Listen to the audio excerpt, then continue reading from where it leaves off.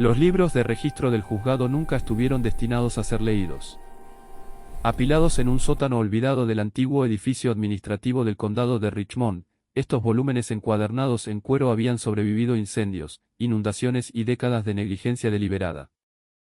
Cuando la Sociedad de Preservación comenzó a digitalizar documentos históricos en 2009, una interna llamada Rebecca Chen notó algo peculiar en un registro de transferencia de plantación de 1847. El mismo nombre de mujer aparecía 5 veces en 5 propiedades diferentes en solo 7 años.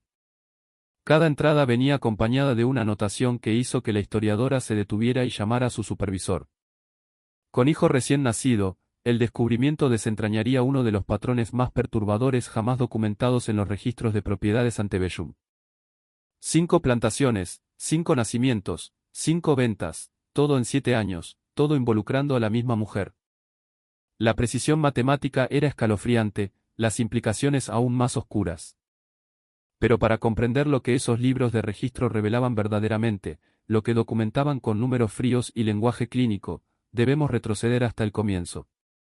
Hasta una mujer cuya historia no fue escrita en diarios ni cartas, sino en recibos de transacciones, registros de nacimientos y la despiadada aritmética del comercio humano. Antes de continuar con la historia de Marta y las 5 plantaciones que se convirtieron en su prisión, asegúrate de estar suscrito a nuestro canal y activa la campanita para no perderte historias como esta. Y dinos en los comentarios. ¿Desde qué estado nos estás viendo? Descubramos juntos qué revelaron estos registros. Lo que encontró la Sociedad de Preservación no fue solo la tragedia de una mujer. Era evidencia de un sistema, un patrón, una maquinaria de explotación tan metódica que dejó un rastro documental que nadie pensó que alguna vez sería examinado. Marta llegó a la plantación Riverside en una húmeda mañana de martes de abril de 1840. Tenía 19 años, fue comprada en subasta en Charleston por $800, una suma considerable que reflejaba no solo su juventud y salud, sino algo más valioso y peligroso.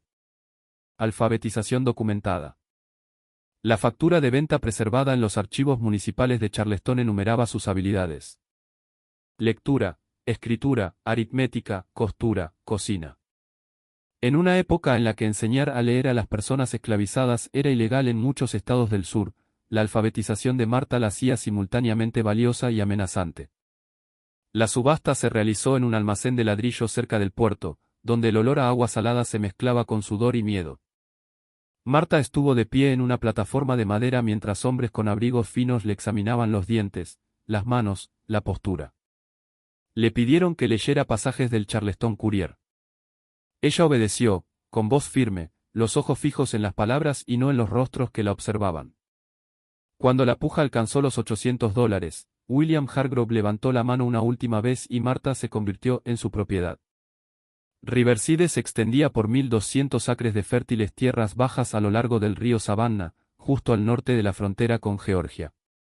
La casa principal era una estructura georgiana de 3 pisos con columnas blancas visibles desde el río, una declaración de riqueza y poder para cualquiera que pasara por allí. Detrás de la casa, ordenadas filas de campos de algodón se extendían hacia los bosques de pinos que marcaban el límite de la propiedad. Más cerca de la casa principal estaban las dependencias.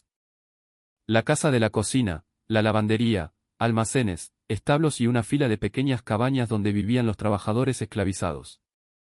William Hargrove había heredado Riverside de su padre en 1837 junto con 63 personas esclavizadas y una considerable deuda.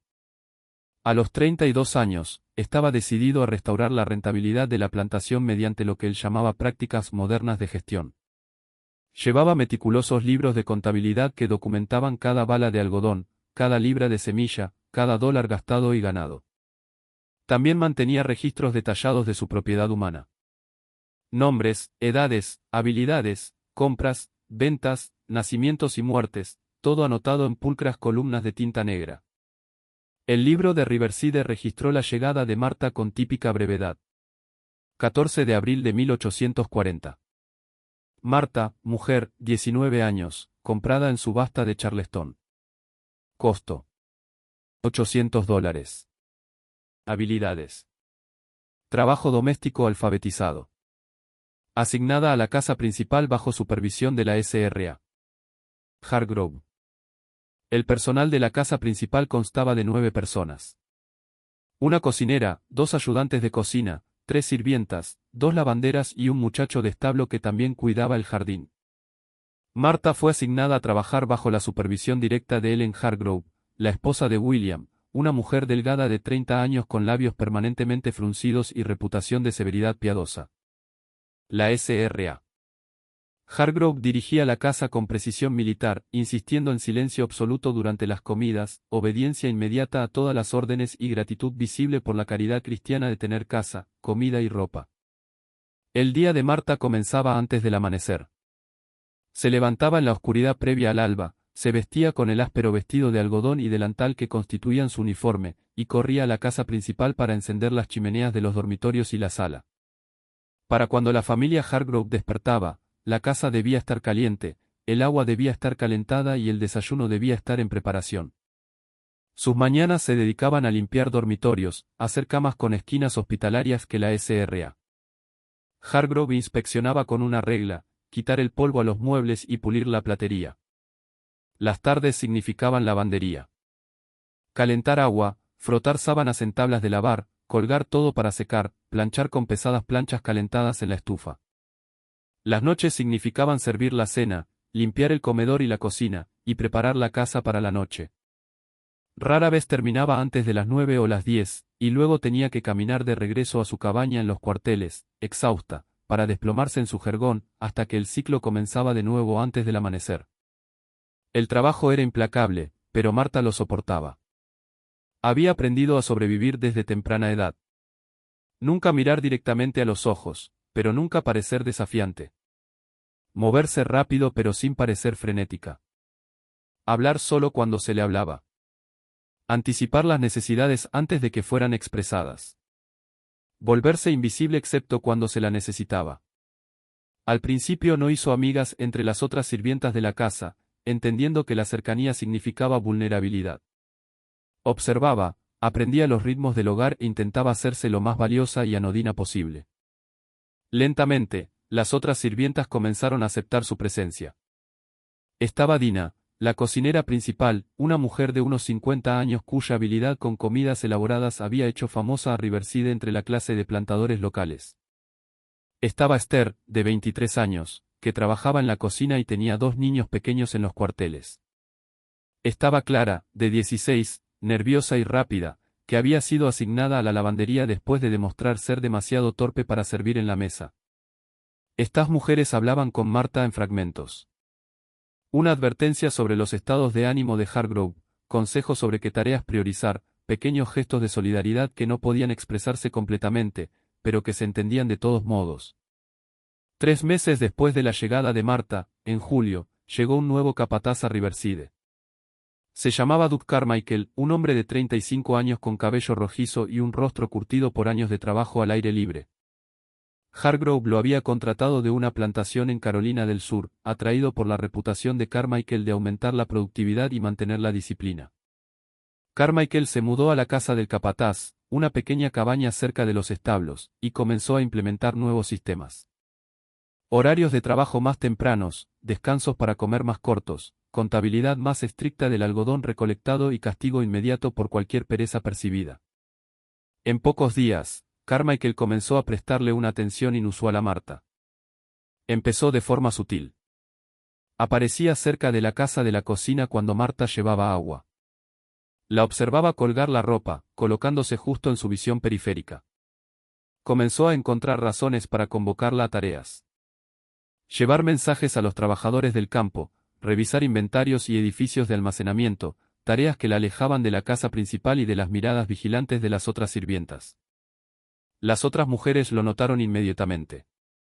Dina intentaba mantener a Marta cerca de la cocina. Esther la advertía con la mirada cuando Carmichael se acercaba. Clara le susurró con urgencia una noche. No vayas a ningún lado sola. Quédate donde la gente pueda verte. Pero no había ningún lugar verdaderamente seguro. No había autoridad a la que apelar, no había protección bajo ninguna ley. Una mujer esclavizada no tenía derecho legal a rechazar ninguna orden de cualquier persona blanca, y todo el mundo lo sabía. A principios de agosto, Carmichael acorraló a Marta en la casa de lavandería. Era última hora de la tarde, el sol entraba en diagonal por las ventanas, creando sombras duras. Las otras lavanderas habían ido a preparar la cena. Marta estaba doblando ropa cuando oyó cerrar la puerta y se dio cuenta de que ya no estaba sola. Lo que ocurrió en la casa de lavandería ese día nunca quedó registrado en ningún libro ni documento. Marta nunca habló de ello con nadie, pero el patrón que inició la seguiría a través de 5 plantaciones y 7 años. Para octubre, Marta sabía que estaba embarazada. No se lo dijo a nadie, apretándose fuertemente el abdomen con tiras de tela para ocultar los cambios. Continuó trabajando, moviéndose por sus días con la misma eficiencia silenciosa, mientras el terror y la ira luchaban dentro de ella.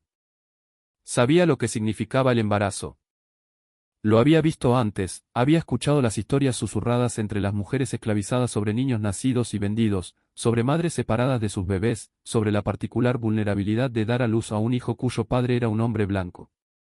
Para enero de 1841, ocultar la situación era imposible. Su cuerpo la traicionó a pesar de las ataduras. La S.R.A. Hargrove lo notó durante una prueba de los nuevos uniformes del personal doméstico. Sus delgados dedos sujetaron de repente el brazo de Marta con sorprendente fuerza. «Estás encinta», dijo la S.R.A. Hargrove, con voz plana. No era una pregunta. Marta no dijo nada. ¿Qué podía decir? Esa noche, la S.R.A. Hargrove informó de la situación a su esposo en su estudio. William Hargrove escuchó, con el rostro indescifrable, y luego hizo llamar a Duff Carmichael. La conversación en el estudio de Hargrove duró 17 minutos. Los sirvientes que trabajaban en las habitaciones contiguas oyeron voces elevadas pero no pudieron distinguir las palabras. Carmichael salió con la cara roja, la mandíbula apretada, y caminó directamente hacia la cabaña del capataz sin hablar con nadie. 3 días después, Carmichael fue despedido de Riverside. El libro de registro anotó. 19 de enero de 1841. Terminado Duff Carmichael, capataz. Causa. Violación de la política doméstica. Salario final pagado. $47. Ese mismo día, Marta fue trasladada de la casa principal a una cabaña en el extremo más alejado de los cuarteles, lo más lejos posible de la casa principal, aunque aún dentro de los terrenos de la plantación. Era una pequeña cabaña que antes se usaba como almacén, con suelo de tierra, una única ventana y una chimenea que humeaba mucho. Le dieron un colchón de paja, 2 mantas y órdenes de permanecer allí hasta después del parto. Durante los siguientes 4 meses, Marta vivió en casi total aislamiento. Esther le llevaba comida 2 veces al día. Pan de maíz, suero de leche, ocasionalmente un poco de cerdo salado o verduras. No se le permitía asistir a los servicios de oración vespertinos ni a las raras reuniones dominicales. No se le asignaba ningún trabajo. Existía en un extraño limbo, ni completamente parte de la comunidad de la plantación ni completamente separada de ella. El aislamiento le dio a Marta tiempo para pensar, para llorar, para prepararse. Pensaba en su propia madre, vendida cuando Marta tenía 7 años. Pensaba en el futuro que crecía dentro de su cuerpo, un hijo que no había elegido, pero que amaría de todos modos. Pensaba en escapar. Los bosques estaban cerca y conocía historias de personas que habían huido al norte. Pero también conocía la realidad.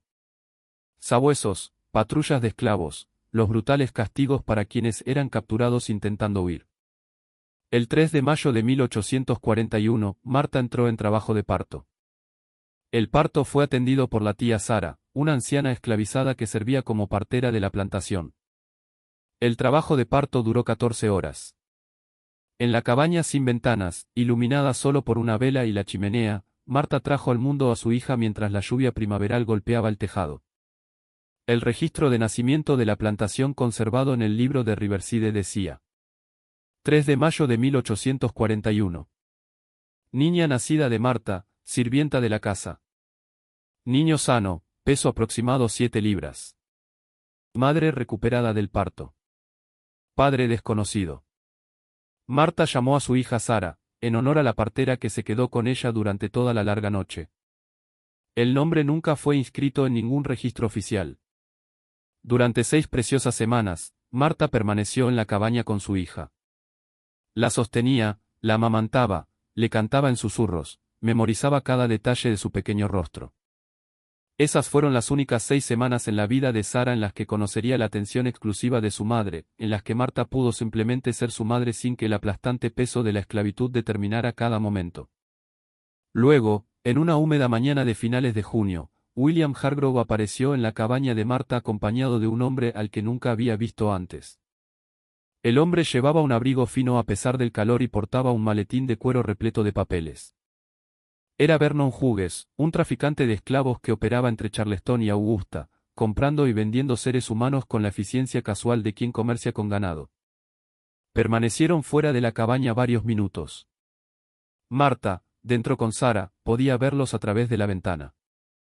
Hargrove gesticulaba, Hughes examinaba papeles, asentía, lanzando ocasionales miradas hacia la puerta de la cabaña.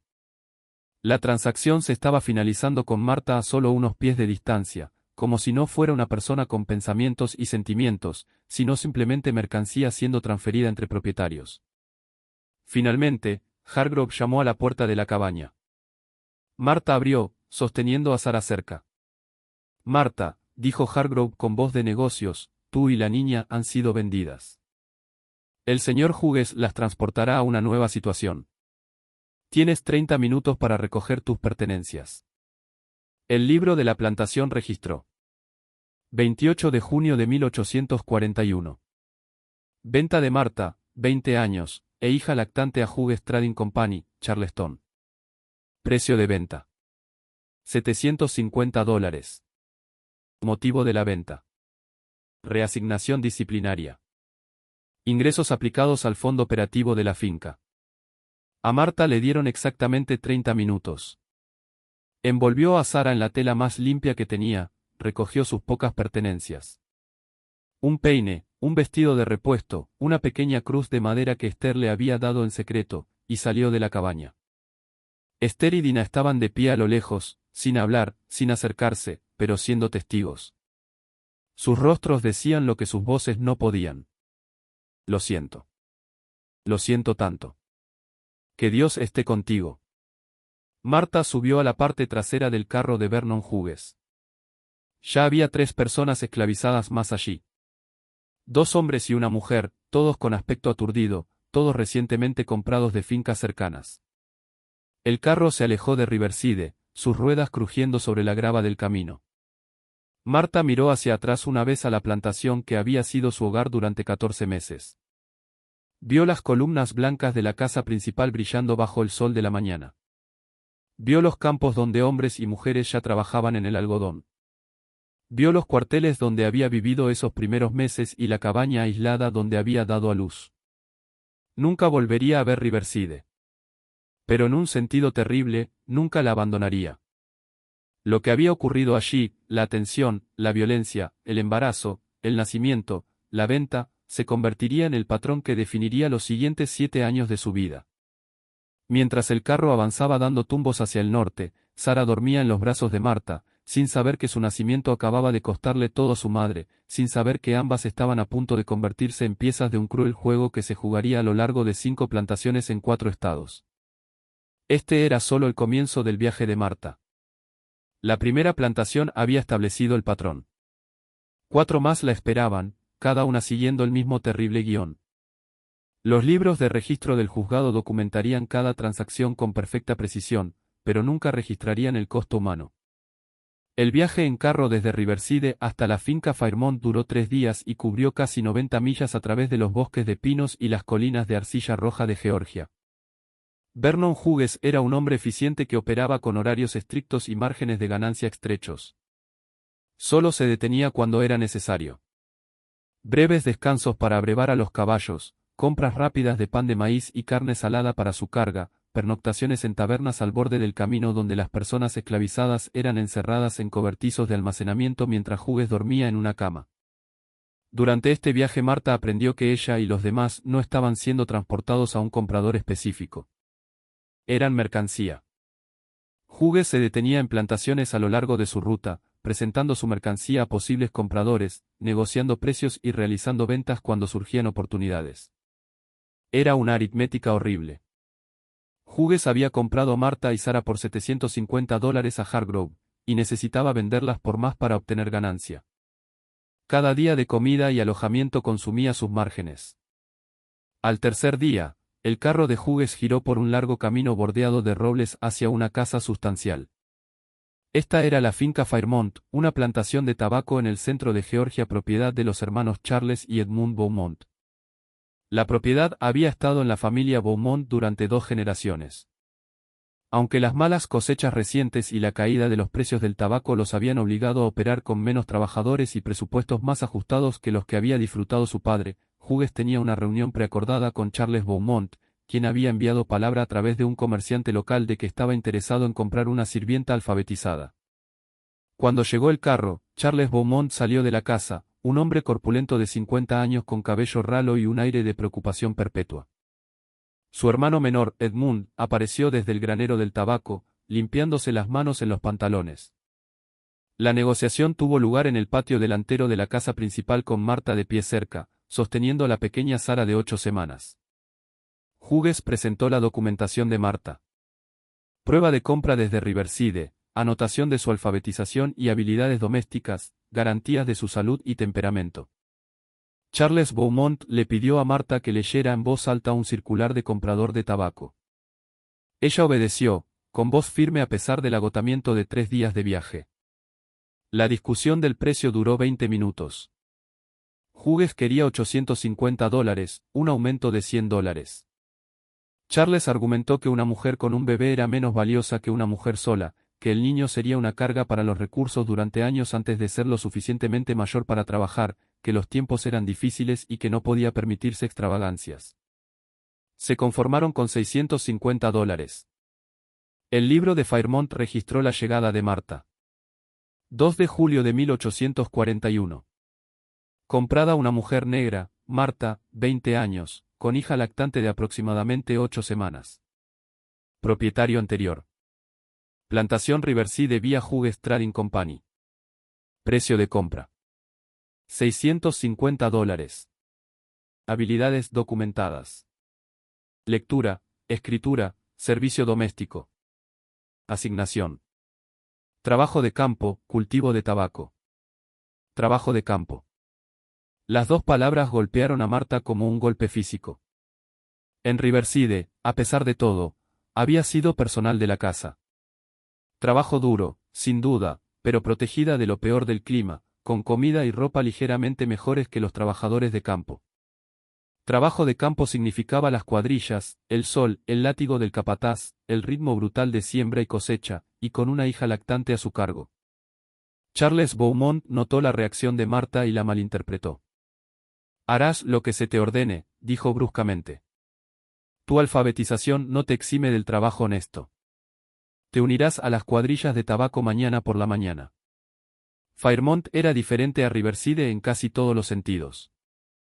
La plantación era más pequeña, 600 acres cultivados, pero trabajados por casi 80 personas esclavizadas. Los cuarteles estaban más abarrotados, con familias hacinadas en pequeñas cabañas, a veces 2 familias compartiendo una sola habitación. El trabajo era más duro, la comida más escasa, la supervisión más brutal. Marta fue asignada a una cabaña con otras 2 mujeres. Patience, una trabajadora de campo de unos 40 años que había perdido 3 hijos por venta, y Ruth, una joven de 22 años con 2 gemelos de 4 años. La cabaña medía quizá 12 por 14 pies, con suelo de tierra, una pequeña ventana y una chimenea que las 3 compartían para cocinar y calentarse. La privacidad era imposible. El sueño era difícil. Los gemelos lloraban por la noche. Sara lloraba en diferentes momentos, y las 3 mujeres tenían que levantarse antes del amanecer para sus asignaciones de trabajo. El cultivo de tabaco exigía un trabajo diferente al del algodón. Las plantas requerían atención constante. Trasplantar plántulas, quitar gusanos del tabaco a mano, despuntar las plantas para promover el crecimiento de las hojas, cosechar en el momento exacto de madurez, colgar las hojas en graneros de secado donde el calor podía alcanzar los 130 grados Fahrenheit. El trabajo era detallado, repetitivo y agotador. Marta trabajaba con Sara atada al pecho en un cabestrillo de tela, un arreglo que hacía cada movimiento más difícil. Cuando Sara lloraba de hambre, Marta tenía que detener su trabajo para amamantarla, atrayendo miradas enfadadas del capataz. Cuando llovía, no había refugio, el trabajo continuaba con todos empapados hasta los huesos. Cuando el sol ardía, había poca agua y ninguna sombra. Marta aprendió a trabajar a través del agotamiento, a superar el dolor, a seguir moviéndose porque detenerse significaba castigo. Charles Beaumont estaba a menudo ausente de Fairmont, ocupado con ventas de tabaco en Augusta y Savannah, con obligaciones sociales en la cercana ciudad de Michigan, con el constante malabarismo financiero necesario para mantener a flote una plantación en dificultades. La gestión diaria recaía en su hermano menor Edmund, que vivía en una casa pequeña en la propiedad y actuaba como capataz de facto. Edmund Beaumont tenía 42 años y nunca se había casado. Era un hombre de humor variable, a veces jovial y permisivo, permitiendo descansos para comer más largos y cuotas de trabajo más ligeras, a veces volátil y cruel, estallando en rabietas repentinas por infracciones menores. Los trabajadores esclavizados aprendieron a leer sus estados de ánimo por su forma de caminar y por su consumo de alcohol. Cuando caminaba con confianza relajada, el día era tolerable. Cuando caminaba con propósito tenso y olía a whisky, todos se volvían cautelosos. A las 2 semanas de la llegada de Marta, Edmund comenzó a señalarla. Al principio, aparentemente se trataba de su alfabetización. La convocaba a la oficina de la plantación, un pequeño edificio cerca del granero del tabaco donde se guardaban registros y suministros, y le hacía leer pasajes de revistas agrícolas e informes del mercado del tabaco. Se sentaba en su escritorio, pidiéndole que repitiera frases, alegando que necesitaba ayuda para entender el lenguaje. Marta se dio cuenta rápidamente de que Edmund apenas sabía leer. Podía leer textos simples lentamente, pero cualquier cosa compleja lo dejaba luchando. Sus sesiones de lectura se convirtieron en algo habitual, 3 o 4 veces por semana, siempre a última hora de la tarde o primera de la noche, siempre cuando el trabajo del día había terminado y la mayoría había regresado a los cuarteles. Las sesiones comenzaron de forma inocente, pero gradualmente la atención de Edmund se volvió más personal. Comenzó a hacerle preguntas sobre su pasado, sobre Riverside, sobre cómo había aprendido a leer. Comenzó a comentar su apariencia, diciendo que el trabajo de campo era demasiado duro para alguien refinado. Comenzó a tocarle el hombro cuando se inclinaba para señalar un texto, dejando que su mano se demorara. «Ese hombre es problema», dijo ella en voz baja una noche mientras preparaban su escasa cena. «Edmund ha sido así desde que estoy aquí». «¿Te cuidas?» Pero no había forma de cuidarse que importara. Marta no tenía poder para rechazar la convocatoria de Edmund, no tenía capacidad para evitar estar a solas con él, no tenía recursos y él decidía ejercer el poder absoluto que tenía sobre ella. Solo podía soportar como había aprendido a soportar todo lo demás. Para finales de octubre, las intenciones de Edmund se habían vuelto explícitas. Las sesiones de lectura se habían convertido en pretextos para algo completamente diferente. Marta salía de la oficina cada vez más tarde, con la mandíbula apretada, los ojos distantes. No decía nada a nadie porque no había nada que decir. Las otras mujeres entendían sin palabras. A principios de diciembre de 1841, Marta se dio cuenta de que estaba embarazada otra vez. La realización llegó con una sensación de inevitabilidad aplastante. Solo había estado en Fairmont 5 meses. Sara tenía apenas 7 meses, y ahora venía otro hijo, concebido en violencia, destinado a complicar aún más su vida en un sistema que veía a los niños como activos económicos y cargas, dependiendo de quién fuera el padre. Esta vez, Marta no intentó ocultar el embarazo. ¿Para qué? Para marzo de 1842, cuando su condición era obvia para todos, simplemente continuó trabajando, su cuerpo esforzándose bajo la doble carga del embarazo y el trabajo.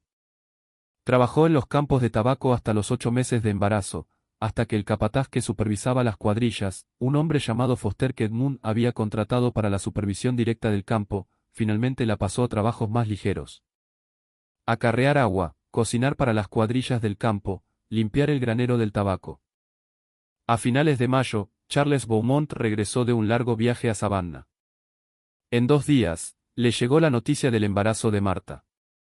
La plantación era lo suficientemente pequeña como para que los rumores viajaran rápido, y este rumor en particular, que Edmund había dejado embarazada a la nueva sirvienta alfabetizada, era demasiado jugoso para permanecer contenido. Charles confrontó a su hermano en la casa principal. Los sirvientes que trabajaban cerca oyeron las voces subiendo, oyeron la ira de Charles y las protestas defensivas de Edmund. La discusión duró más de una hora y terminó con Charles saliendo furioso y Edmund desapareciendo en su cabaña, donde permaneció 2 días. El 12 de junio de 1842, Marta entró en trabajo de parto. Este parto fue atendido por Patience, que tenía experiencia en partos y servía como partera informal para las mujeres de la plantación. El trabajo de parto fue más corto que con Sara, 9 horas, pero más difícil. Marta estaba exhausta por meses de trabajo de campo estando embarazada, desnutrida por las raciones insuficientes proporcionadas a los trabajadores esclavizados y psicológicamente destrozada por la repetición del trauma. Cuando el bebé, un niño, finalmente emergió justo después de medianoche, Marta lo sostuvo y lloró. Lloró por él, por Sara, por sí misma, por la imposibilidad de su situación. Lo llamó Daniel, un nombre que significa Dios es mi juez, aunque apenas creía en un Dios que permitiera tanto sufrimiento. El registro de nacimiento de Fairmont anotó. 12 de junio de 1842. Niño nacido de Marta, trabajadora de campo. Niño sano, peso aproximado 6 libras. Madre sobrevivió a un parto difícil. Padre, desconocido. La palabra desconocido era una ficción legal que todos entendían. Todos sabían quién había engendrado a Daniel, pero reconocerlo oficialmente crearía complicaciones, preguntas de herencia, de estatus, de escándalo. Mejor dejarlo oficialmente desconocido y manejar el problema en privado. El problema se manejó 6 semanas después. El 1 de agosto de 1842, llegó un traficante de esclavos llamado Foster a la finca Fairmont. Era un hombre joven, quizá de 30 años, que operaba desde Augusta y se especializaba en rotaciones rápidas, comprando personas esclavizadas baratas y revendiéndolas rápidamente con modestas ganancias. Llegó por la tarde, pasó una hora conversando con Charles Beaumont y se fue con una factura de venta. El libro de Fairmont registró. 3 de agosto de 1842. Venta de Marta, 21 años, y 2 niños lactantes a Foster & Sons, comercio de Augusta. Precio de venta. $700. Motivo. Reducción de obligaciones innecesarias de la finca. Ingresos aplicados a gastos operativos. A Marta le dieron una hora para prepararse. Reunió a Sara, ahora de 15 meses, reunió a Daniel, de 7 semanas, los envolvió a ambos en la tela que tenía y se preparó para partir. Patience la ayudó a empacar, moviéndose en silencio, con el rostro mojado por lágrimas que no se molestó en ocultar. «Tienes fuerza», susurró Patience mientras se abrazaban para despedirse. «Más fuerza de la que cualquiera debería necesitar. Recuérdalo. Tienes fuerza, y estos bebés te tienen a ti». Marta subió al carro de Foster con sus 2 hijos. Mientras se alejaban de la finca Fairmont, vio a Edmund Beaumont mirando desde la ventana de su cabaña. Su rostro estaba inexpresivo. Había estado en Fairmont 13 meses. Se iba con 2 hijos y un precio de venta $75 menor que el que había sido comprada poco más de un año antes. El patrón se estaba volviendo claro, aunque Marta aún no comprendía completamente sus implicaciones. 2 plantaciones, 2 embarazos, 2 ventas, y aún quedaban 3 plantaciones por venir. Aquí tienes la traducción completa al español de la parte que enviaste, desde Oakwood Plantation hasta el final del descubrimiento moderno por Rebecca Chen. El texto se presenta de forma continua. Sus hijos estaban con ella. Las raciones de comida eran ligeramente más sustanciosas que en Fairmont. Un peck, unos 8,8 litros, de harina de maíz por semana, unas pocas libras de cerdo salado, ocasionalmente verduras del huerto de la cocina. Eleanor Prescott insistía en el descanso del trabajo todos los domingos, permitiendo tiempo para lavar ropa y cuidar pequeños huertos personales. A algunos de los esclavizados se les permitía mantenerlos y asistir a los servicios religiosos obligatorios. Los servicios religiosos se celebraban en un pequeño edificio cerca de los cuarteles, dirigidos por un ministro blanco de la ciudad cercana que llegaba todos los domingos por la tarde para predicar a la congregación esclavizada. Los sermones invariablemente se centraban en la obediencia, la aceptación de la propia condición y la promesa de recompensa celestial por el sufrimiento terrenal. Marta asistía a estos servicios con el rostro cuidadosamente neutro, preguntándose qué clase de Dios crearía un sistema así y lo llamaría voluntad divina. A finales de noviembre, todo cambió cuando James Prescott regresó de la universidad. James era el menor de los 3 hijos Prescott, de 23 años, acababa de completar 2 años de estudios de Derecho en la Universidad de Virginia en Charlottesville. Era alto y apuesto, con los rasgos refinados de su madre y la presencia imponente de su padre. Se movía con la confianza de alguien a quien nunca le habían negado nada, que nunca había imaginado que sus deseos pudieran no ser satisfechos inmediatamente. Había regresado a Oakwood lleno de ideas sobre la gestión de plantaciones, sobre modernización y eficiencia, sobre implementar nuevos sistemas que había leído en revistas agrícolas. Su padre lo consentía, permitiéndole recorrer las distintas operaciones, campos, graneros, edificios de procesamiento, y hacer observaciones y recomendaciones. James notó a Marta en su primera semana de regreso. Ella estaba trabajando en su rueca cuando él entró en la casa de hilado junto a su padre, recorriendo las instalaciones. James observó a las mujeres trabajar, hizo preguntas sobre tasas de productividad, examinó la calidad del hilo producido. Su mirada se demoró en Marta, su evidente alfabetización se notaba en la forma en que se mantenía, en su cuidadosa atención a la calidad de su trabajo, en su silenciosa competencia. Esta, dijo James a su padre señalando a Marta, es alfabetizada, ¿verdad? Robert lo confirmó y el interés de James se hizo evidente. Durante los días siguientes, encontró razones para visitar la casa de hilado con frecuencia, siempre con preguntas, siempre observando a Marta trabajar. En 2 semanas, James había convencido a su padre de reasignar a Marta para ayudar con los registros de la plantación. La casa de hilado producía grandes cantidades de hilo que debían registrarse, medirse y seguirse. La alfabetización de Marta la hacía ideal para esta tarea.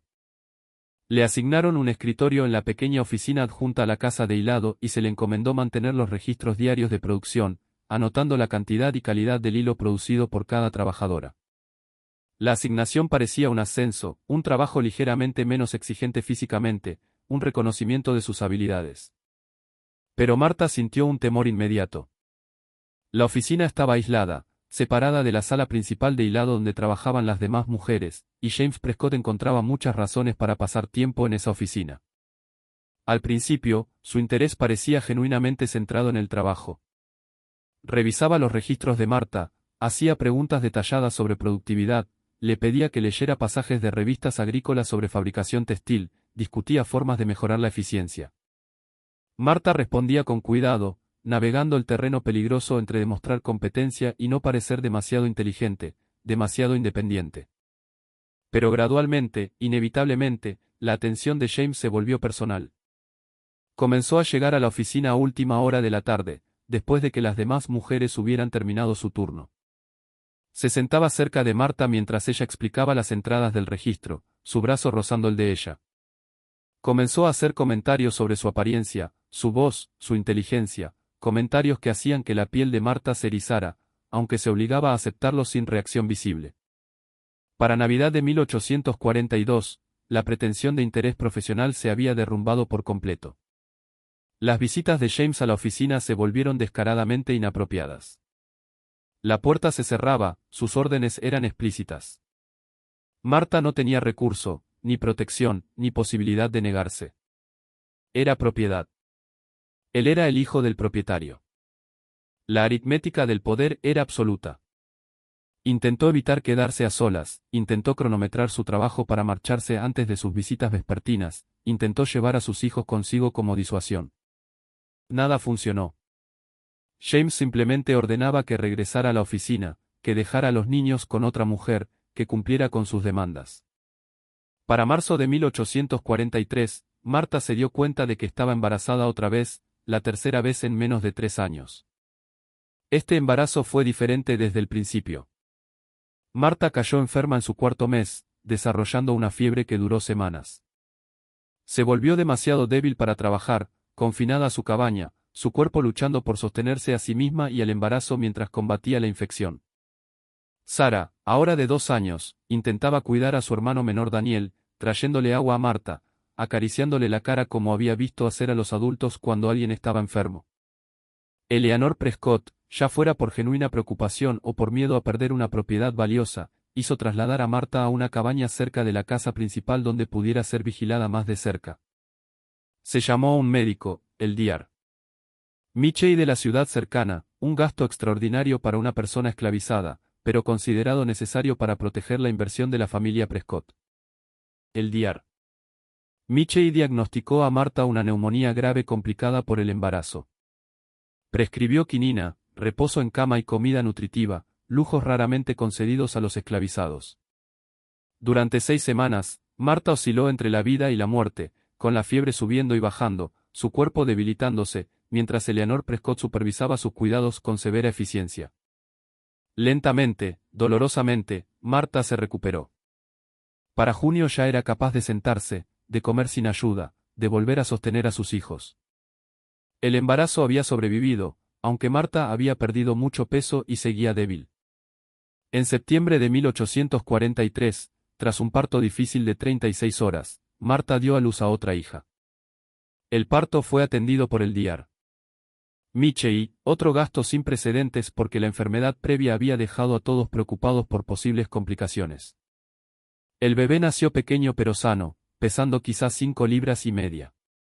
El registro de nacimiento de Oakwood anotó: 12 de septiembre de 1843. Niña nacida de Marta, trabajadora de la casa de hilado. Parto difícil tras grave enfermedad de la madre al inicio del embarazo. La niña muestra debilidad inicial pero responde bien al tratamiento. Madre e hija sobrevivieron al parto. Pérdida importante de sangre. Madre requirió recuperación prolongada. Padre desconocido. Marta llamó a su hija Rebecca. Escogió el nombre porque significaba atar o vincular, y Marta se sentía atada a sus hijos, a esta situación imposible, a la supervivencia misma. El desenlace se desarrolló siguiendo el patrón que ya se estaba volviendo familiar. Alguien, Marta nunca supo quién, pero sospechaba de una de las sirvientas de la casa que había notado las frecuentes visitas de James a la oficina de la casa de hilado, informó a Robert Prescott sobre la implicación de su hijo. La confrontación ocurrió una noche tardía. Todo el cuartel pudo escuchar los gritos desde la casa principal. La voz de Robert tronaba, la de James era defensiva, la de Eleanor cortaba ambas con precisión glacial. La discusión duró más de 1 hora y terminó con James abandonando Oakwood a la mañana siguiente, enviado a gestionar una propiedad menor de los Prescott en Carolina del Sur, efectivamente exiliado de la finca principal de la familia. Durante 10 semanas después del nacimiento de Rebecca, Marta permaneció en Oakwood, recuperándose del parto difícil, cuidando a sus 3 hijos. Sara tenía 2 años y medio y empezaba a hablar en frases completas. Daniel tenía 16 meses y justo aprendía a caminar.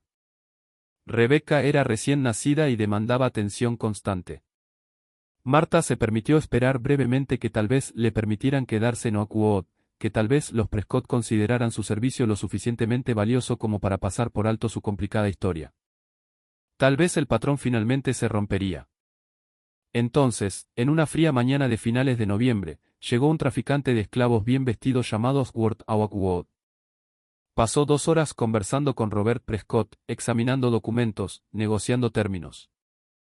El libro de Oakwood registró: 29 de noviembre de 1843.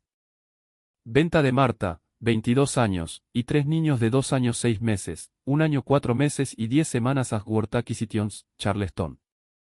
Precio de venta: $650.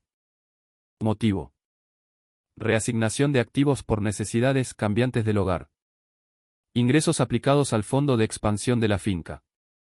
El precio había subido ligeramente, tal vez reflejando la probada resiliencia de Marta, o tal vez porque 3 hijos representaban mano de obra potencial futura, pero Marta notó lo que otros podrían no ver. Seguía valiendo menos que los $800 por los que originalmente fue vendida, a pesar de estar en la plenitud de su vida laboral.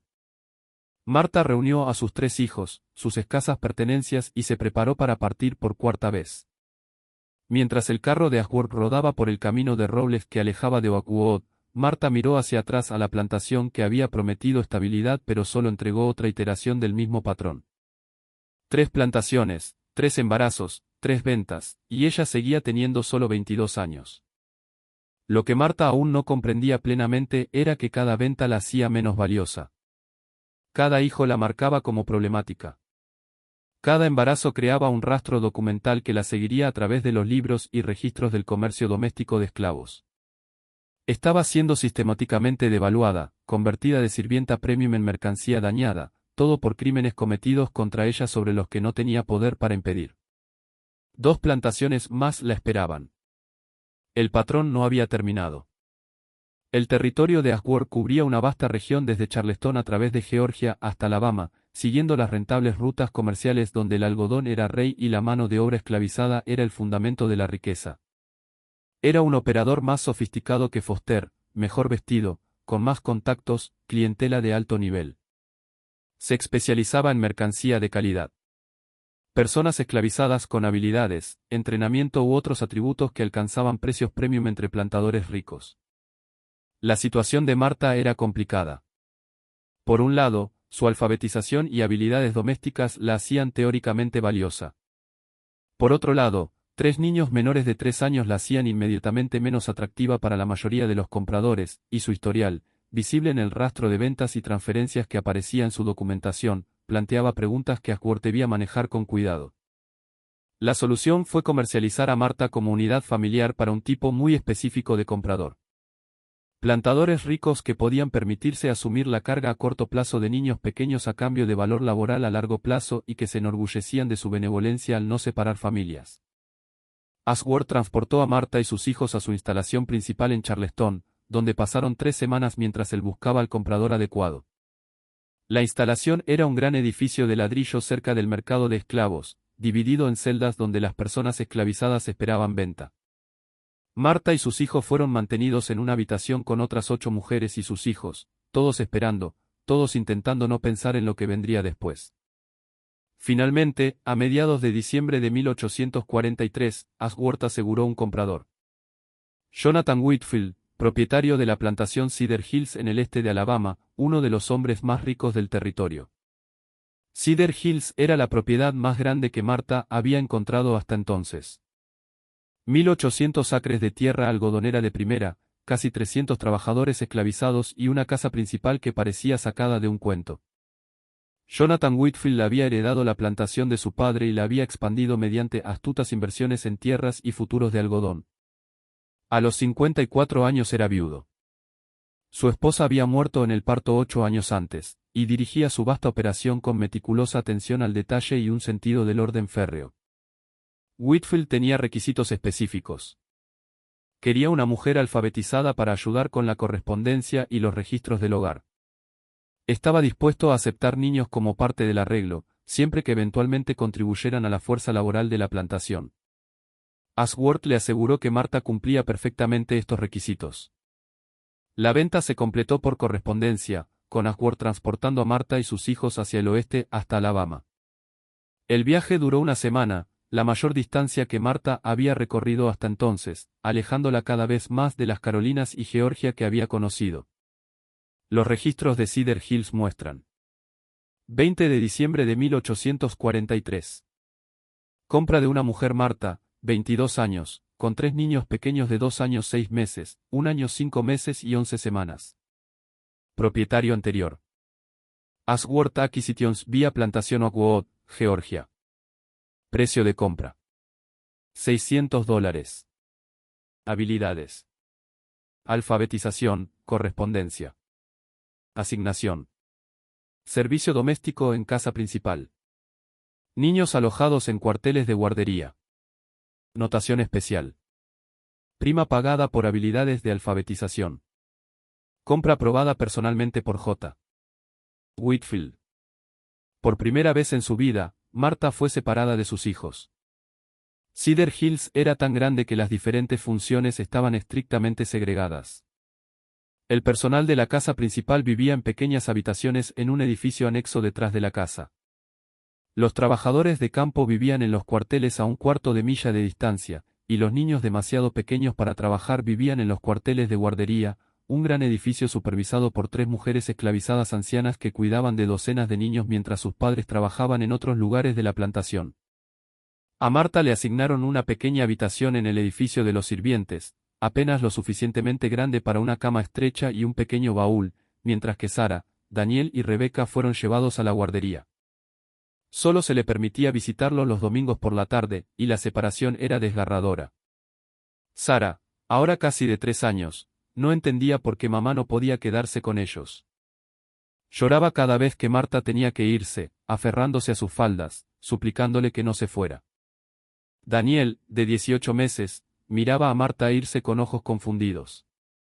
No era lo suficientemente mayor para comprender, pero sí lo suficiente para sentirse abandonado. Y Rebecca, de solo 3 meses, estaba amamantando, lo que significaba que Marta tenía que extraerse leche durante la semana y llevarla a la guardería, un proceso doloroso y humillante. La asignación de trabajo de Marta estaba en la casa principal, un mundo de pulcritud y decoro que parecía desconectado de la brutal realidad de la plantación exterior. Era responsable de limpiar los dormitorios del segundo piso, mantener el estudio privado de Jonathan Whitfield, ayudar con la correspondencia cuando él dictaba cartas y servir en la mesa cuando recibía invitados. El propio Whitfield era un hombre reservado que rara vez hablaba directamente con sus sirvientes excepto para dar órdenes. Mantenía un gran personal doméstico, 12 personas que hacían funcionar la casa con eficiencia invisible, y esperaba perfección. Una mota de polvo, una servilleta mal doblada, una carta con caligrafía imperfecta podían resultar en un castigo severo, aunque el propio Whitfield rara vez lo administraba. En su lugar, tenía capataces que manejaban la disciplina, manteniendo la ilusión de que él estaba por encima de tales crudezas. El trabajo era exigente, pero Marta encontraba cierto refugio en su predictibilidad. Los días seguían rutinas estrictas. Las expectativas eran claras. Si hacía su trabajo perfectamente y se volvía invisible, podía existir en una especie de estasis adormecida, su único enfoque en sobrevivir hasta el domingo cuando podía ver a sus hijos. Pero Cedar Hills tenía otra presencia que destruía cualquier posibilidad de paz. Nathan Whitfield, el hijo de Jonathan. Nathan tenía 21 años, el único hijo sobreviviente del matrimonio de Jonathan. Había sido criado con todos los privilegios que la riqueza podía ofrecer y se había convertido en un joven que creía que el mundo existía para servir a sus placeres. Había sido expulsado de la universidad en Virginia por juego y bebida. Había sido enviado a casa en desgracia, y su padre lo había hecho ayudante de capataz como castigo y supuestamente como ejercicio de formación de carácter. Nathan manejaba su posición con toda la crueldad casual de alguien a quien nunca le habían negado nada y que no tenía empatía por aquellos por debajo de él en la jerarquía social. Bebía mucho, jugaba con los capataces y los hijos de plantadores vecinos, y trataba a los trabajadores esclavizados como objetos para su entretenimiento o abuso. Notó a Marta en pocos días de su llegada. Marta llevaba ropa de cama fresca a los dormitorios del segundo piso cuando Nathan salió de su habitación, claramente acabando de despertar a pesar de ser media tarde. La observó trabajar con interés abierto, haciendo comentarios sobre su apariencia que hicieron que la piel de Marta se erizara. Cuando intentó marcharse rápidamente, él le bloqueó el camino. «Tú eres la nueva alfabetizada, ¿verdad?», dijo, su aliento oliendo a whisky a pesar de la hora temprana. «Padre dice que sabes leer y escribir». «¿Cómo aprendió una a leer?». Marta mantuvo la mirada baja. «Sí, señor. Me enseñaron cuando era joven, señor». «¿Quién te enseñó?». «Demuéstramelo». «Lee esto». Tomó un libro de una mesa cercana y se lo tendió. Marta leyó el pasaje que él indicó, con voz firme a pesar de su corazón acelerado. Nathan rió. «Vaya, que me condenen. Realmente sabes leer. Eso es algo. Padre se ha conseguido una lista». La dejó pasar, pero sus ojos la siguieron mientras se marchaba. La atención escaló rápidamente. Nathan comenzó a encontrar excusas para estar donde quiera que Marta estuviera trabajando. La convocaba a su habitación para ordenar, aunque ya le hubieran servido.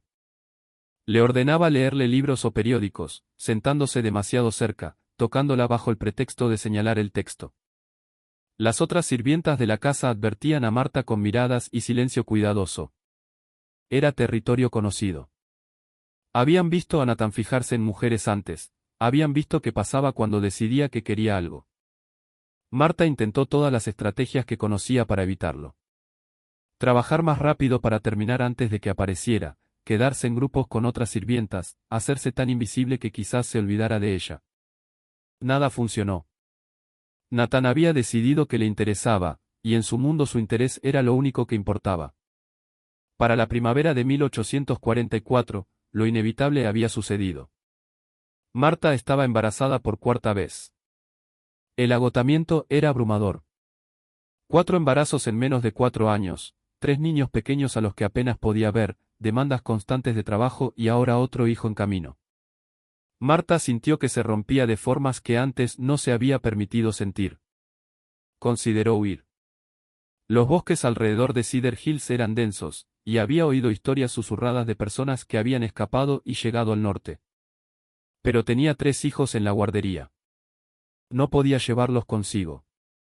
Eran demasiado pequeños, la retrasarían, harían imposible la huida, y no podía dejarlos. La elección era imposible. Así que no eligió nada. Simplemente continuó día tras día sobreviviendo. Para finales del verano, el embarazo de Marta era evidente. Jonathan Whitfield lo notó cuando ella servía la cena una noche y llamó inmediatamente a la ama de llaves a su estudio. En una semana, Jonathan había descubierto la implicación de Nathan. La confrontación fue explosiva. Los sirvientes de toda la casa oyeron los gritos. La voz de Jonathan como trueno.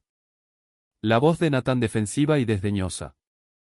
La discusión terminó con Nathan siendo enviado a gestionar una operación maderera en el norte de Mississippi, efectivamente exiliado de Cedar Hills. Pero esta vez Jonathan Whitfield tomó una decisión diferente sobre Marta. En lugar de venderla inmediatamente, la mantuvo en Cedar Hills. Tal vez reconoció que venderla reconocerían públicamente el problema.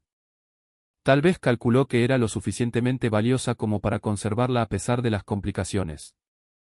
O tal vez simplemente aún no había reconocido el patrón que había seguido a Marta a través de 4 plantaciones. El 7 de noviembre de 1844, Marta dio a luz a su cuarto hijo, un varón. El parto fue difícil. Marta tuvo una hemorragia grave, perdiendo tanta sangre que la partera temió por su vida. Se llamó al médico de la plantación, un gasto raro para el parto de una mujer esclavizada, y logró detener la hemorragia. Pero Marta pasó 2 semanas en la enfermería recuperándose. El registro de nacimiento anotó. 7 de noviembre de 1844. Varón nacido de Marta. Personal doméstico. Parto difícil. Madre sufrió pérdida significativa de sangre pero sobrevivió con intervención médica. Niño sano. Peso aproximadamente 6 libras 8 onzas.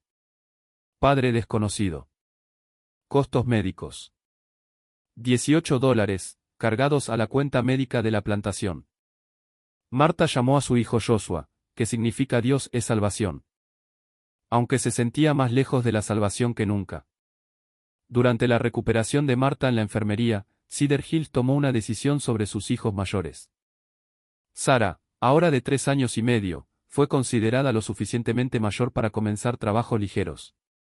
La trasladaron de la guardería a la casa principal, donde serviría como mensajera, llevando mensajes entre edificios, trayendo agua a los trabajadores, aprendiendo las tareas básicas que la prepararían para el servicio doméstico.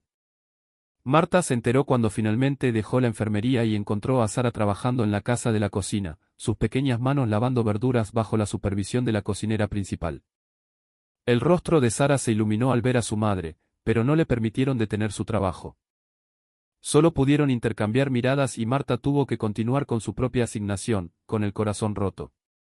Durante los siguientes 8 meses, Marta vivió en una especie de estado suspendido. Trabajaba en la casa principal, veía a Sara ocasionalmente durante el trabajo, pero no podía hablar con ella más allá de breves intercambios, y visitaba a Daniel y Rebeca en la guardería los domingos, ahora también con el pequeño Joshua. Su cuerpo se recuperaba lentamente del parto difícil, aunque seguía más débil que antes. La acumulación de 4 embarazos y trabajo constante cobraba su precio. Esperaba la inevitable venta, esperando que el traficante llegara cualquier día. Pero pasaron meses, y Jonathan Whitfield la mantuvo en Cedar Hills. Marta comenzó a albergar una esperanza cautelosa de que tal vez el patrón pudiera romperse, de que tal vez se le permitirá permanecer en un lugar el tiempo suficiente para ver crecer a sus hijos. Entonces, en agosto de 1845, llegó Sheffield a Cedar Hills. No era Vernon Hughes, el traficante original que había transportado a Marta desde Riverside, sino Sheffield, otro comerciante que trabajaba rutas similares. Jonathan Whitfield había decidido que las complicaciones superaban el valor y era hora de cortar pérdidas. El libro de Cedar Hills registró 15 de agosto de 1845. Venta de Marta, 24 años, con 4 hijos de 4 años 3 meses, 3 años 2 meses, 1 año 9 meses y 9 meses. Vendida a Sheffield Trading Company, Mobile. Precio de venta: $550.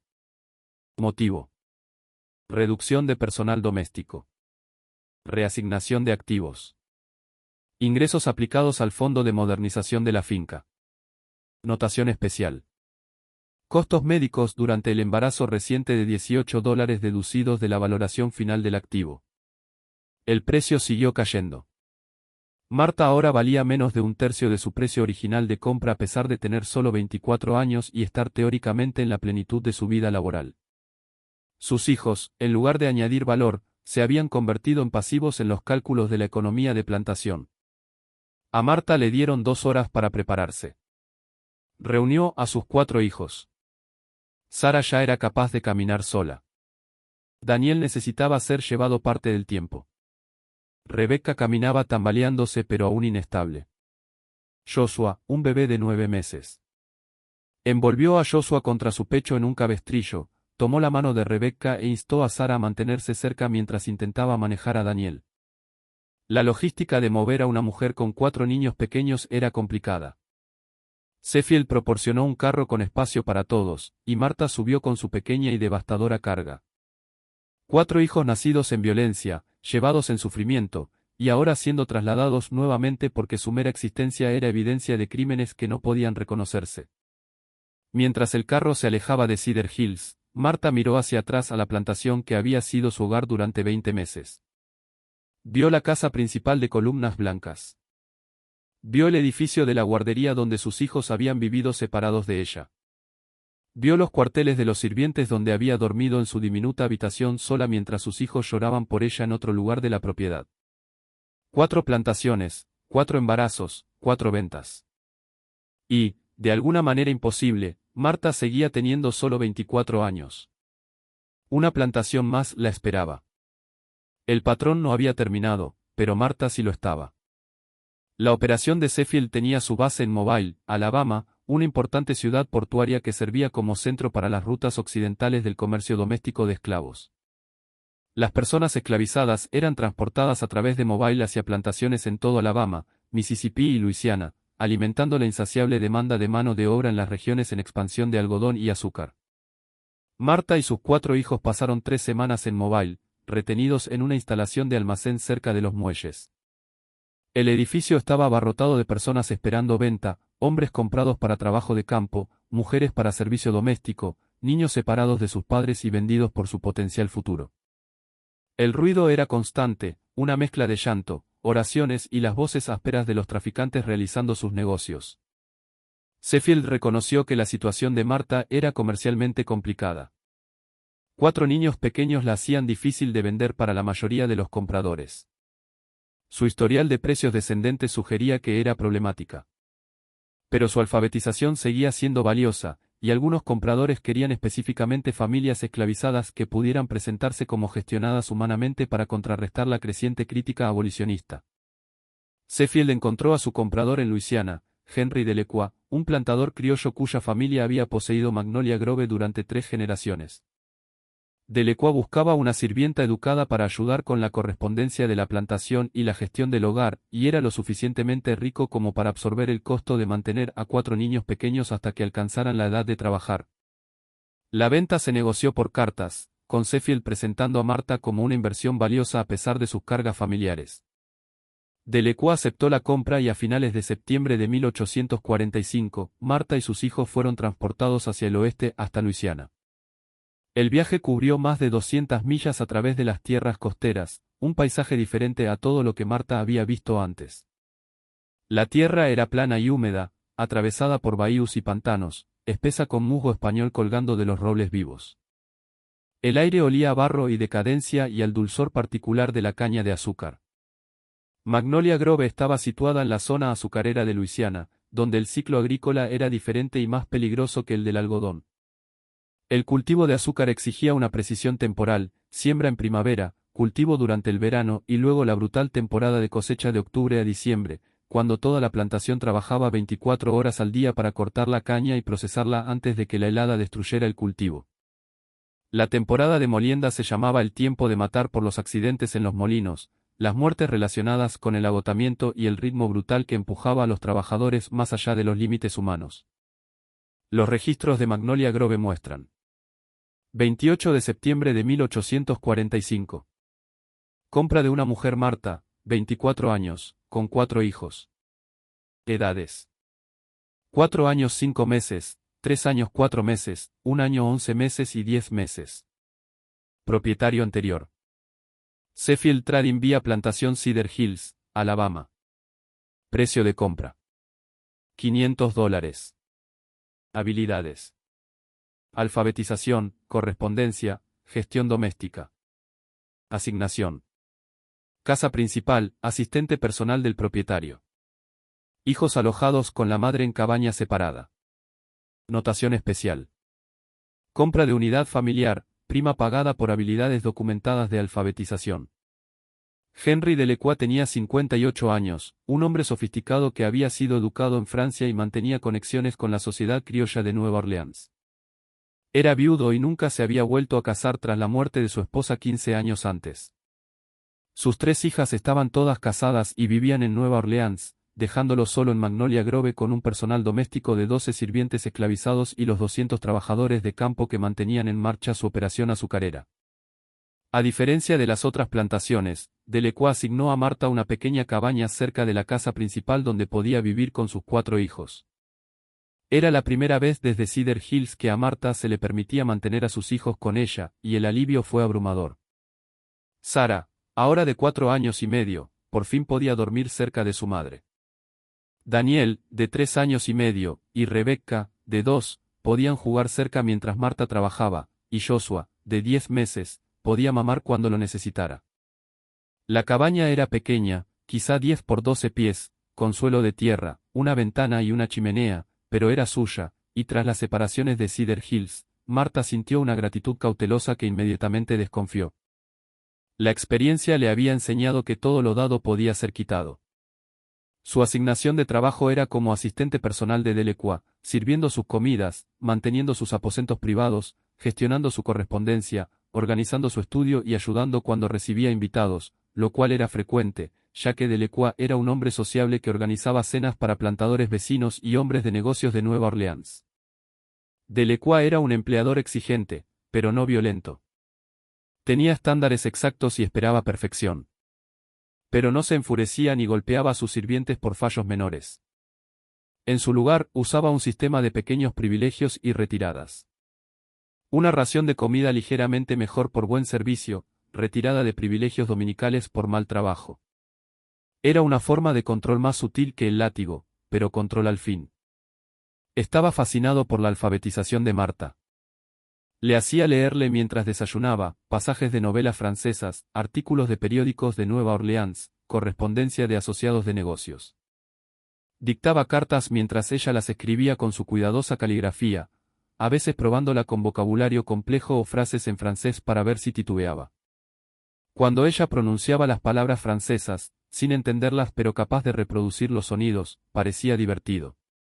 «Tienes una mente poco común», dijo una vez observándola escribir. «Es un desperdicio, realmente. En diferentes circunstancias podrías haber sido educada, realizada, pero las circunstancias son las que son». Marta no dijo nada. ¿Qué podía decir? El hombre que poseía su cuerpo y el de sus hijos reflexionaba sobre cómo en algún otro mundo podría haber sido tratada como humana. La ironía era demasiado amarga para palabras. La relación que Delacroix desarrolló con Marta era diferente a la que había experimentado en las otras plantaciones. No la forzó con violencia cruda. En cambio, creó un marco de consentimiento implícito que era igual de coercitivo pero más insidioso. Ofrecía pequeños privilegios, raciones extra para sus hijos, una manta mejor para la cabaña, tela para hacer ropa nueva. Los presentaba como regalos, como evidencia de su benevolencia, como recompensas por buen servicio. El entendimiento tácito era claro. Acepta estos regalos. Acepta su atención, y la vida será más fácil. Resiste, y los regalos desaparecerán. La cabaña será retirada. Los hijos serán separados y enviados a los cuarteles. No era una elección. Era coerción disfrazada de generosidad. A principios de 1846, Marta estaba embarazada por quinta vez. Este embarazo se sintió diferente, no físicamente, sino psicológicamente. Marta reconoció con perfecta claridad que estaba atrapada en un patrón que no podía romper. 5 plantaciones, 5 embarazos, 5 hombres que habían tomado lo que quisieron sin consecuencias. Su cuerpo no era suyo. Sus hijos no eran suyos. Incluso su alfabetización, la única habilidad que había parecido una ventaja, se había convertido en una trampa, haciéndola visible, haciéndola valiosa de formas que solo traían sufrimiento. Pensó en el río que corría cerca de Magnolia Grove, en caminar hacia él con piedras en los bolsillos, en escapar a través de la muerte si no había otra escapatoria posible. Pero entonces miraba a Sara, ahora de 5 años y asustadoramente inteligente, que había aprendido a leer palabras básicas observando a Marta escribir. Miraba a Daniel, de 4 años, que se esforzaba tanto por ser bueno, por no llorar, por no ser una molestia.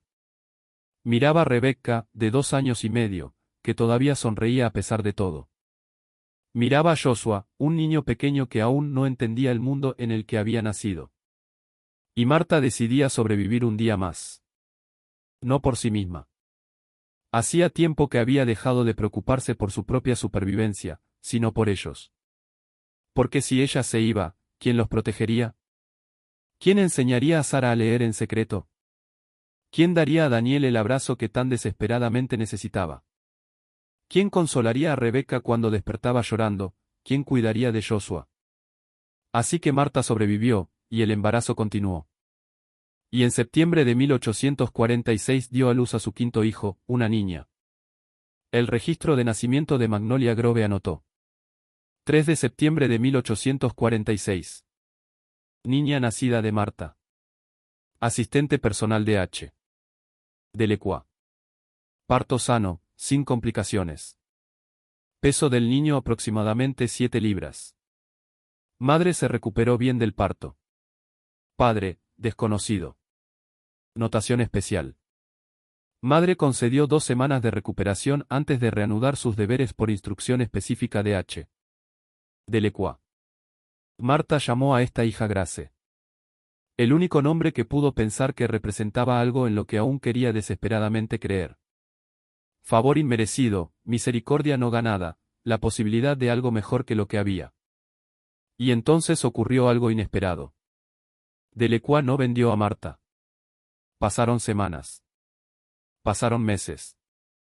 Marta esperaba que llegara el traficante, que se desarrollara el patrón familiar, que ocurriera la venta que había seguido a cada nacimiento anterior. Pero no ocurrió. Por primera vez, Marta permaneció en una plantación después de dar a luz. A través del resto de 1846, todo 1847 y 1848, trabajó, cuidó a sus hijos y existió en un estado de vigilancia constante, esperando cada día que fuera el día en que finalmente ocurriera la venta. Sus hijos crecieron durante esos años en Magnolia Grove. Sara cumplió 7 años, lo suficientemente mayor para ser puesta a trabajar como sirvienta de la casa, llevando mensajes y ayudando en la cocina. Daniel, de 6, fue asignado a llevar agua a los trabajadores del campo durante la temporada de cosecha. Rebecca, de 5, estaba aprendiendo a coser bajo la supervisión de una mujer anciana que remendaba ropa. Joshua, de 3, y la pequeña Grace se quedaban en la cabaña bajo el cuidado de una mujer esclavizada mayor que vigilaba a los niños pequeños mientras sus padres trabajaban. Durante 2 años, la vida de Marta alcanzó una dolorosa clase de estabilidad. El trabajo era duro. Las circunstancias estaban equivocadas en todos los aspectos fundamentales. Pero sus hijos estaban con ella. Podía verlos diariamente, alimentarlos, enseñarles, protegerlos de las pequeñas formas posibles dentro de las restricciones de la esclavitud. Marta comenzó a atreverse a esperar. No por libertad, no por justicia, sino simplemente porque esto continuara, porque el patrón finalmente se rompiera, porque la decisión de Delacroix de conservarla significara alguna pequeña medida de permanencia en su vida. Entonces, el 14 de octubre de 1848, Henry Delacroix murió repentinamente. Lo encontraron en su estudio por la mañana, desplomado sobre su escritorio, habiendo sufrido lo que el médico determinó que era un ataque cardíaco masivo. Tenía 58 años. Delacroix tenía 3 hijas, ninguna de las cuales quería gestionar Magnolia Grove. La propiedad, incluyendo la plantación y toda su propiedad, fue puesta en subasta para saldar sus deudas y dividir los ingresos entre sus herederos. La subasta de la plantación se celebró el 12 de diciembre de 1848. Compradores llegaron de toda Luisiana y Mississippi, examinando la tierra, el equipo, las instalaciones de procesamiento de azúcar y las 212 personas esclavizadas que formaban parte de la propiedad. Marta y sus 5 hijos fueron vendidos como unidad familiar a un corredor de algodón de Mississippi por $475. El documento de venta registró: 12 de diciembre de 1848, subasta de bienes de Magnolia Grove. Lote 47, una mujer Marta, 28 años, con 5 hijos de 10, 8, 7, 5, 3 y 2 años. Habilidades: alfabetización, gestión doméstica, correspondencia. Precio de venta: $475 a William Foster, factor de algodón, Jackson, Mississippi. Notación especial: precio de unidad familiar refleja carga significativa de dependientes. $475. Eso era lo que valían Marta y sus 5 hijos después de 8 años, 5 plantaciones y 5 embarazos. Menos de $60 cada uno. Mientras el carro se alejaba de Magnolia Grove el 15 de diciembre de 1848, Marta miró hacia atrás una última vez. Tenía 28 años. Había dado a luz a 5 hijos en 5 plantaciones diferentes en 4 estados. Había sido vendida 6 veces. Había sobrevivido a lo que debería haberla quebrado por completo. Y su historia estaba a punto de desaparecer del registro histórico. El patrón, podría continuar más allá de las 5 plantaciones. Pero el viaje documentado de Marta termina aquí en 1848 mientras ella y sus hijos eran transportados a Mississippi y desaparecían de los libros que la habían seguido durante 8 años. Lo que ocurrió después permanecería desconocido durante más de 160 años hasta que una interna de la Sociedad de Preservación encontró esos libros y empezó a hacer preguntas. La interna de la Sociedad de Preservación que descubrió la historia de Marta en 2009 se llamaba Rebecca Chen, una estudiante de posgrado en Historia en la Universidad de Georgia.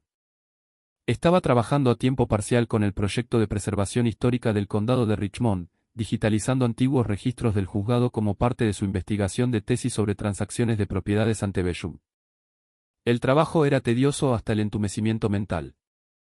Escaneando página tras página de caligrafía desvaída, ingresando datos en hojas de cálculo, creando índices para registros que nunca habían sido catalogados adecuadamente. La mayoría de los documentos eran rutinarios. Escrituras de propiedad, registros fiscales, licencias de matrimonio, testamentos, pero ocasionalmente algo captaba su atención. Una tarde de martes de marzo, Rebecca estaba trabajando en una caja de registros de transferencia de plantaciones de los años 1840 cuando notó que el nombre Marta aparecía repetidamente en múltiples documentos de diferentes plantaciones. Las entradas estaban distribuidas a lo largo de varios años, pero los detalles sugerían que podría tratarse de la misma persona. Edad, alfabetización, presencia de hijos. Rebecca comenzó a cruzar referencias de los documentos, creando una línea de tiempo y siguiendo el rastro de papel. Lo que emergió fue un patrón tan metódico que parecía imposible que fuera coincidencia. Plantación Riverside, Georgia.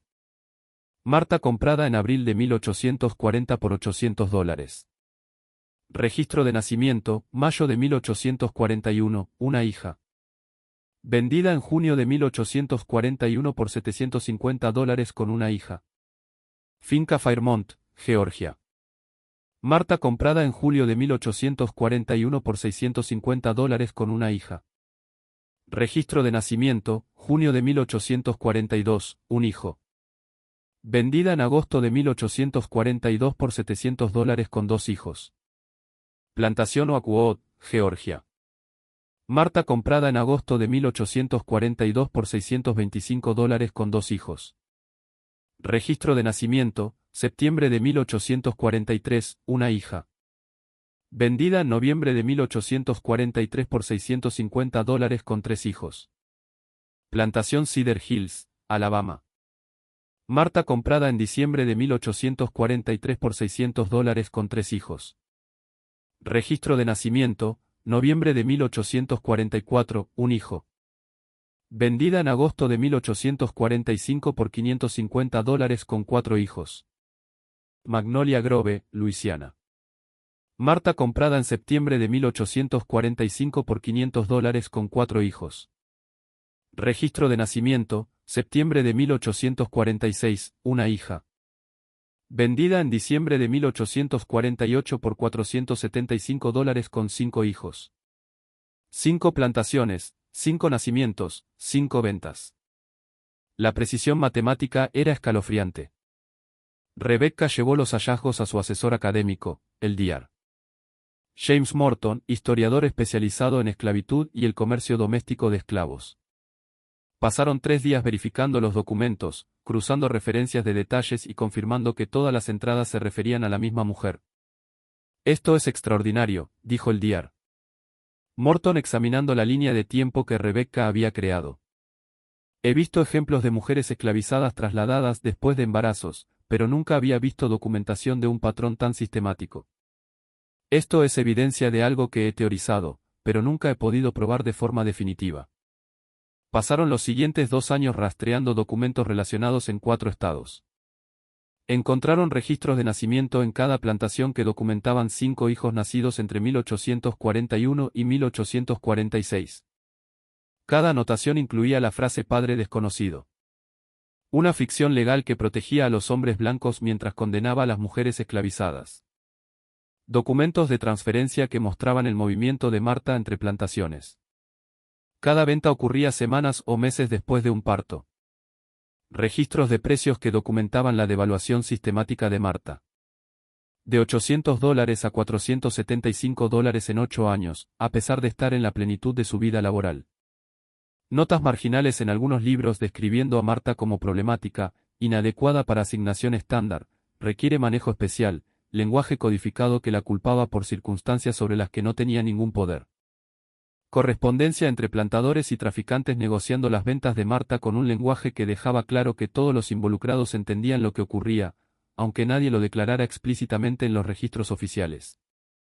Pero quizás lo más condenatorio fueron los registros laborales que descubrieron. Dutch Carmichael, el capataz de Riverside, fue despedido 3 días antes de que vendieran a Marta. Su historial laboral mostró que se trasladó a Carolina del Sur y fue despedido de 2 puestos posteriores en circunstancias similares. Edmund Beaumont de la finca Fairmont fue retirado de la gestión diaria de la plantación después de que se conociera el embarazo de Marta. Más tarde se trasladó al oeste y apareció en registros judiciales de Missouri relacionados con una disputa de paternidad con una mujer esclavizada. James Prescott de Oakwood fue enviado a gestionar una propiedad remota de los Prescott en Carolina del Sur. Cartas familiares preservadas en los papeles de la familia Prescott en la Sociedad Histórica de Carolina del Sur revelaron tensiones entre James y su padre relacionadas con conducta inapropiada con el personal doméstico. Nathan Whitfield de Cedar Hills fue exiliado a Mississippi. Periódicos locales de los años 1850 incluyen referencias a su bebida, juego y estilo de gestión temperamental antes de morir en 1852 a los 29 años por insuficiencia hepática. Henry de Lecua de Magnolia Grove fue la excepción. Murió antes de que vendieran a Marta, y su decisión de mantenerla representó la única ruptura del patrón. La investigación reveló lo que los libros del juzgado habían documentado, pero nunca habían declarado explícitamente. Marta fue trasladada sistemáticamente entre plantaciones para ocultar la evidencia de violencia sexual cometida por capataces blancos e hijos de propietarios. Cada embarazo se convertía en un problema que se resolvía mediante venta. Cada hijo era prueba viviente de crímenes que no podían ser procesados legalmente, pero que podían escandalizar a familias y dañar reputaciones si se reconocían. El Dr.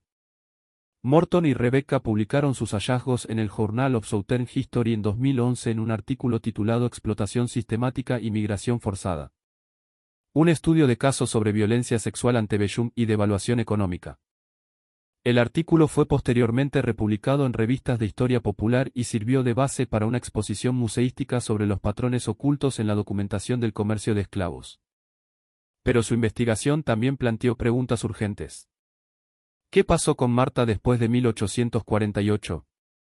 ¿Qué pasó con sus 5 hijos?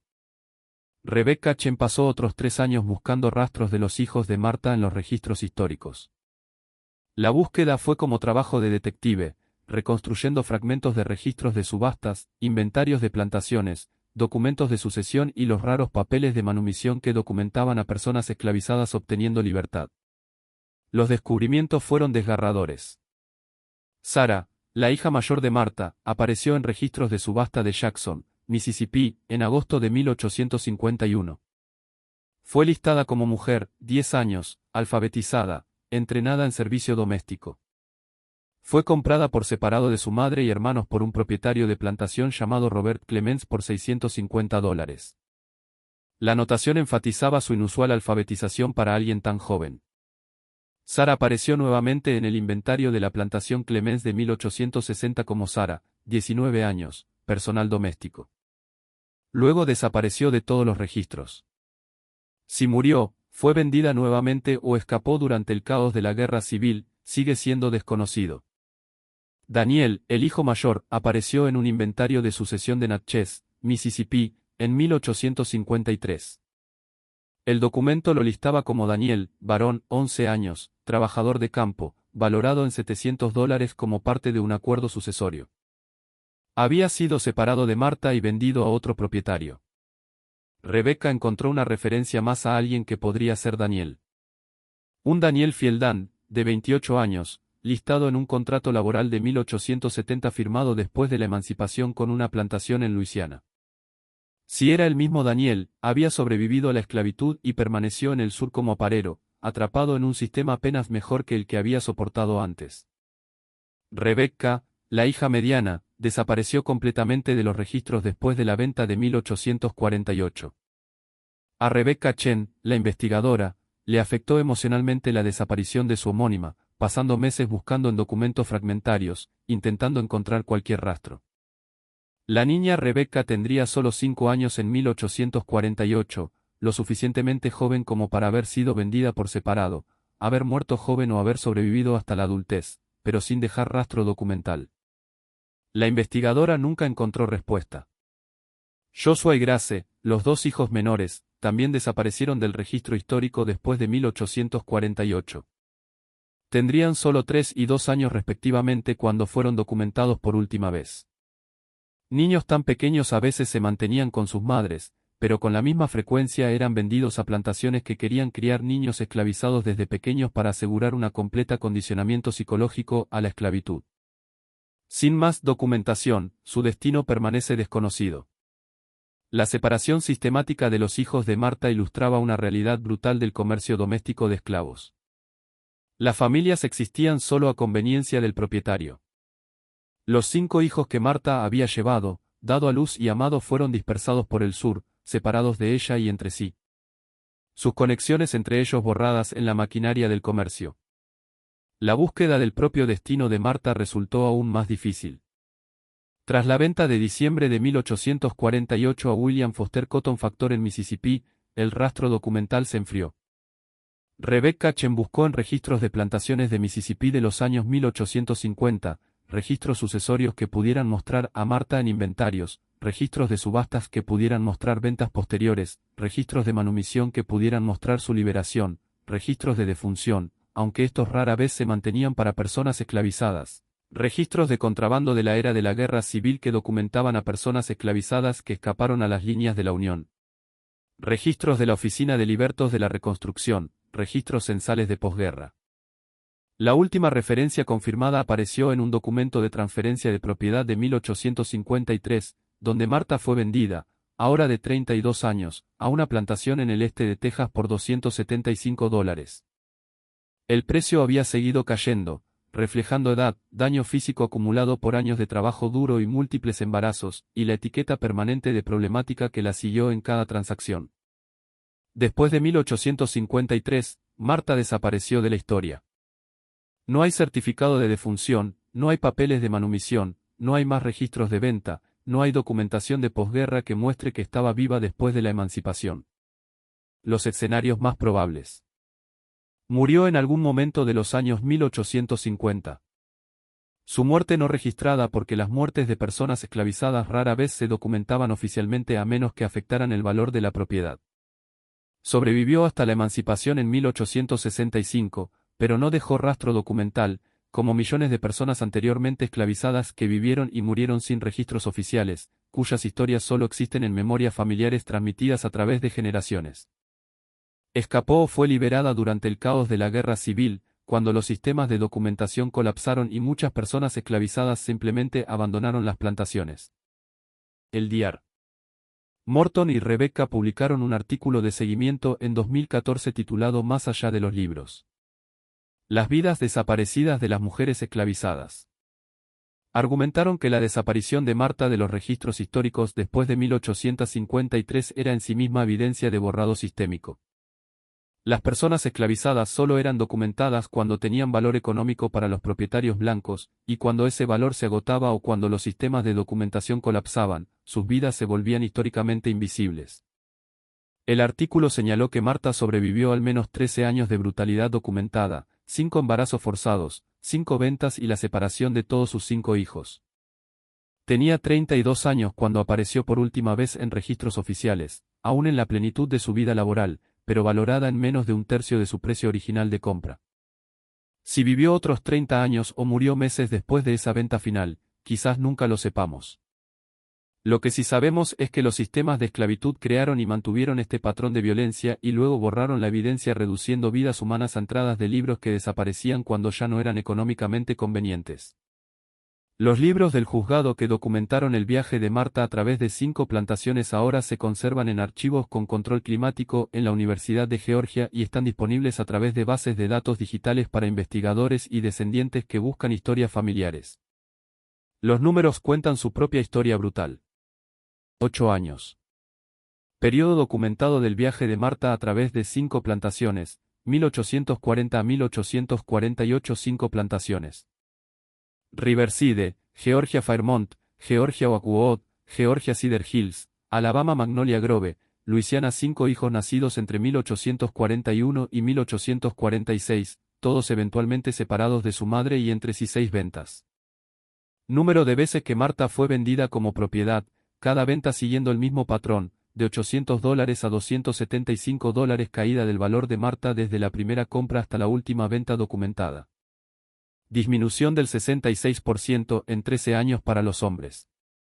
Dutch Carmichael, Edmund Beaumont, James Prescott, Nathan Whitfield, todos retirados de sus posiciones después de que se conocieran los embarazos de Marta. Todos sin consecuencias legales por sus acciones. Desconocido. Palabra que aparece 5 veces en registros de nacimiento, ficción legal que protege a los perpetradores. 0 procesamientos. Número de acciones legales tomadas contra cualquiera de los hombres que agredieron a Marta. Más de 160 años. Tiempo transcurrido entre la desaparición de Marta de los registros y el descubrimiento de su historia. Estos números representan la fría aritmética de la esclavitud, la reducción del sufrimiento humano a transacciones económicas, la explotación sistemática oculta a plena vista dentro de registros oficiales, la evidencia de crímenes que nunca fueron procesados porque la ley no reconocía a las mujeres esclavizadas como víctimas capaces de ser agraviadas. Pero los números no pueden capturar toda la verdad. No pueden mostrar cómo se sentía Marta sosteniendo a cada uno de sus recién nacidos, sabiendo lo que vendría. No pueden mostrar el terror de ser vendida y trasladada una y otra vez, sin poder establecer nunca estabilidad. No pueden mostrar la angustia de ser separada de sus hijos, sabiendo que crecerían sin su protección. No pueden mostrar el costo psicológico de soportar violencia repetida sin recurso, sin protección, sin justicia. El trabajo de la Sociedad de Preservación asegura que el nombre de Marta, solo su primer nombre, el único que se le permitió conservar, sea recordado. Los registros digitalizados ahora se utilizan en cursos universitarios, exposiciones museísticas e investigación genealógica. Constituyen testimonio tanto de la crueldad sistemática de la esclavitud como de la extraordinaria resistencia de quienes la sobrevivieron. En su último artículo publicado sobre el caso antes de jubilarse, el Dr. Morton escribió: la historia de Marta es simultáneamente única y representativa única porque tenemos una documentación tan completa del patrón, representativa porque innumerables mujeres esclavizadas experimentaron trayectorias similares que nunca fueron documentadas o se han perdido para la historia. Por cada Marta cuyo viaje podemos rastrear a través de libros del juzgado, hay miles cuyas historias existen solo en los espacios entre registros oficiales, en memorias familiares transmitidas a través de generaciones, o perdidas por completo en el borrado histórico. Los libros del juzgado no sobrevivirán a todos. Permanecen en archivos protegidos contra la decadencia, disponibles para cualquiera que quiera entender qué se hizo, quién fue cómplice y cuánto costó. Documentan la maquinaria de explotación con precisión perfecta. Cada venta, cada nacimiento, cada punto de precio descendente. Pero nunca documentarán toda la verdad de la vida de Marta. Nunca mostrarán su fuerza, su amor por sus hijos, su silenciosa resistencia al continuar existiendo a pesar de todo lo diseñado para romperla. Nunca mostrarán los momentos entre las transacciones, las nanas que cantó, las lecciones de lectura que dio a Sara en secreto, las formas en que protegió a sus hijos en las pequeñas maneras posibles dentro de restricciones imposibles. Marta tenía 19 años cuando llegó a la primera plantación en 1840. Tenía 32 cuando desapareció de los registros en 1853. 13 años documentados, 5 plantaciones, 5 hijos, 6 ventas y un patrón de violencia sistemática tan metódico que pudo rastrearse a través de libros del juzgado más de 160 años después. Los registros revelaron la verdad, pero la verdad que revelaron fue solo una fracción de la historia.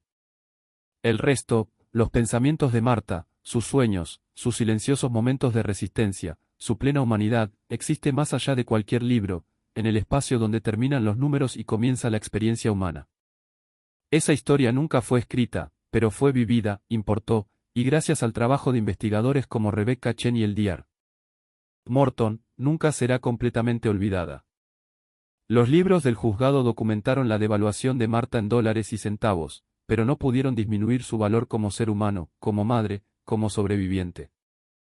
Ese valor era infinito, inconmensurable y estaba fuera del alcance de cualquier sistema que intentara reducir seres humanos a propiedad. La historia de Marta no es cómoda. No es una historia con resolución satisfactoria ni justicia servida.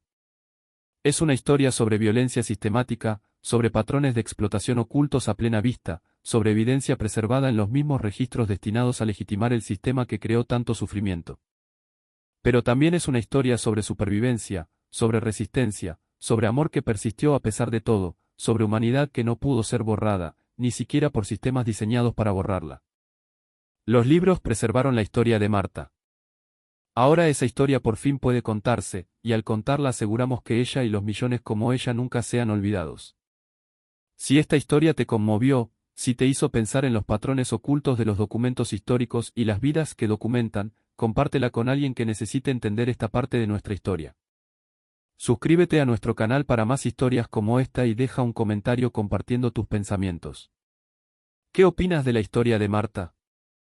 ¿Cómo honramos la memoria de aquellos cuyas historias completas nunca fueron registradas?